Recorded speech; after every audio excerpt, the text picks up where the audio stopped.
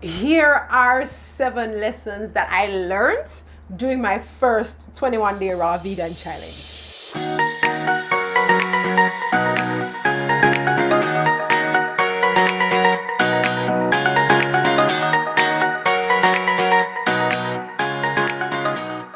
Hi and welcome. I am on a journey to improve my health and nourish my mind, my body, and my soul in the best possible way.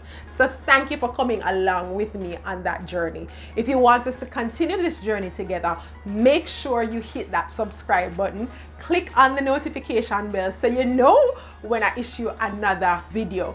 So in October of 2022, I went on a journey of just eating purely raw food for 21 days and it worked.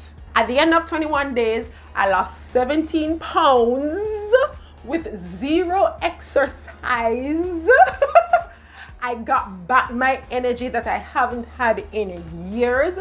My gut health has improved. My sleep has improved. And there are so many benefits that I will continue to share about what this 21-day raw vegan challenge did to me. I created another video showing all the results and changes I noticed in my body over the 21 days. You can click on the link in the description to go and watch that video when you're through here. But even outside of the amazing results that I received, there are a few lessons that I have learned. Life lessons and lessons that you can take up too if you plan to embark on a raw vegan challenge yourself. So here they are. The first lesson I learned on this 21-day raw vegan challenge is that to listen to your body and trust what your body tells you. If you take the time to really tune into your body and pay attention to the symptoms that you are feeling after you've done a certain thing or eaten a certain food, you will begin to realize what exactly is causing the problem, why you're feeling so sick on the inside. That's what happened to me. I remember recently I had to stop eating cashew. Now, cashew is one of those nuts that I absolutely love. I don't keep cashew at home because I cannot control myself. If I have a big tub of cashew in my house, I can guarantee you that it's going to be finished in no time. And so I don't buy cashew and put in my pantry. I buy a really, really small packet of cashew whenever I go to the grocery store, and I eat that and that's it again until I go back to the grocery store. But during my 21-day raw vegan challenge, something happened. I don't know what happened, but a tub of cashew came home. Thank you, husband. And I started to devour the cashew all over again. And during that time, my body responded negatively. I started to have cramps in my lower abdomen. And I started to have, like, you know, when your tummy is just singing, there's a whole chorus, a choir going on in your stomach, lots of noise and rumbling and gas. And I started to eliminate all the foods that I was eating one at a time. And I realized that cashew was the culprit. So I've had to stop eating cashew since. The things that are making my body feel good, I'm eating more of that. So like when I eat a fruit salad, my energy is up, and rightfully so, because fruits are full of carbs. And so I've been eating more and more fruits. I put a lot of fruits in my smoothie. I used to be afraid of eating fruits, to be honest, because you hear that, oh, there's too much sugar in fruits. Your body's not able to process that. And I was afraid of eating mangoes. Mangoes is my favorite fruit of all, East Indian mangoes to be specific. But I would fear eating a second East Indian mango because, oh, too much sugar. But now that I'm eating a whole bowl of fruits for breakfast, and my body is reacting in a positive way, who can tell me that I cannot have 3 East Indian mangoes in the morning anymore? Nobody. Because I'm listening to my body. And when my body tells me, hey, this is working, I need more of this, I eat more of it. And if my body says to me, you know, you shouldn't touch that, then I don't touch it. Because my goal is to make sure my body feels good from the inside out.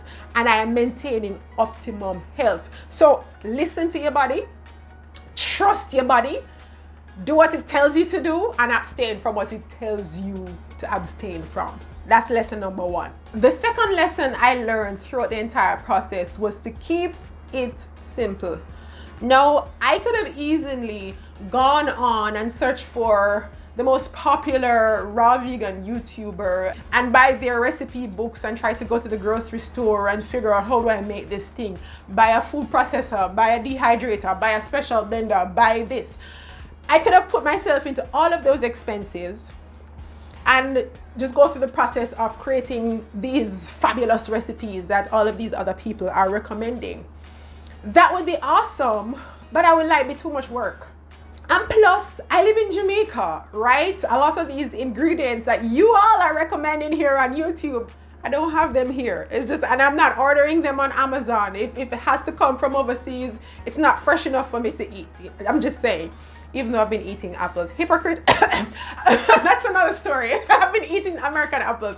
But the point I'm trying to make here is that I go, or my husband goes to the farmer's market every single Saturday, and he comes back home with a boatload of fruits and vegetables. We go to the supermarket, what's not in the farmer's market, we get it from the supermarket.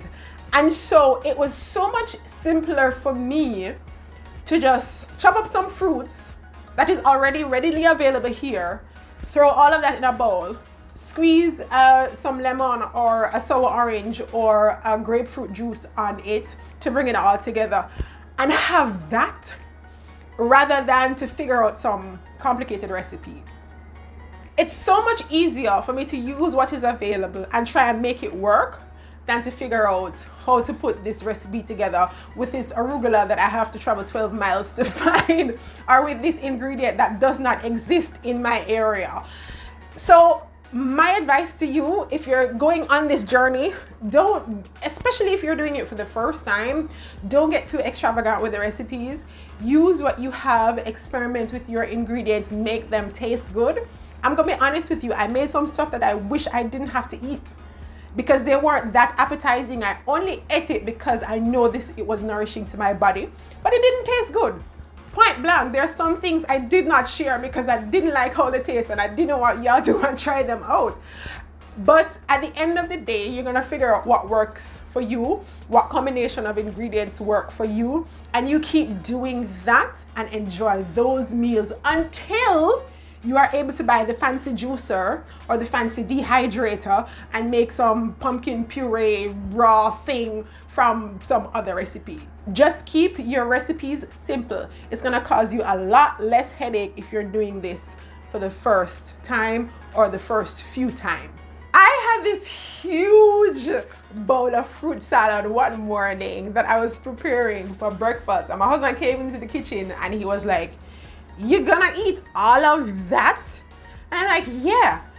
And it really was a lot more than I normally eat. But the truth is, that is the amount of food that I needed to keep me full. If I ate less than that, I'll be hungry in no time. So I've learned during this 21-day process to eat until I'm full. And I've figured out how much of what will keep me full. And so don't look, when you look at your plate, it's gonna look like a lot of food. It will, because we're not used to eating that much rice. We're not used to eating that much chicken. And so when you transition to the raw vegan lifestyle and you're eating a whole lot more food than you normally would, it feels weird. It did feel weird to me initially. When I just started, I was eating from one of my regular bowls that I normally eat from, and I would eat that bowl full and I'll be hungry in an hour or two. And I realized that I needed to be eating more. And so when I started eating more until I felt full, it kept me full for much longer. So I'd eat my fruit salad at 12 noon. I would not be hungry again until 4 p.m. So imagine eating one meal and it's keeping you full for much longer. But trust that that is the amount that your body needs to keep you nourished for that extended period of time. I cannot stress this enough. Drink lots of water. It's gonna help with your bowel movement. All of that fiber, it's gonna help it go down a lot easier. Because I remember when I was eating those huge salads, I'm like, am I really gonna be eating all of this off? And I'm chewing and my mouth is getting tired. And as soon as I take a sip of some liquid, it makes it go down a lot easier. So my liquid of choice, I have 3 things that I usually drink. Regular water, like plain water. I have coconut water, and I also make my pineapple water from the pineapple skins after I've used the pineapples in my fruit salad. I'm gonna be sharing that pineapple water recipe with you, so stick around for that. The next lesson, and this is where you come in, is to have accountability.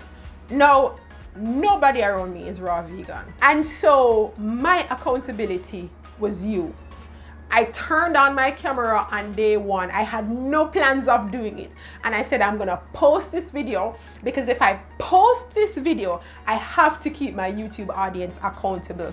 And when I posted this video, one of my really, really close friends saw it and she said, listen, I'm gonna start too. And so no, I have you guys, plus I have my friend, which is also my accountability. And what that has done for me, it has kept me on track. Because here's the thing. There are days when I feel like I didn't want to do this anymore. I'm gonna be honest. I was like, I'm tired of all this lettuce and I can't bother to eat no lettuce for dinner.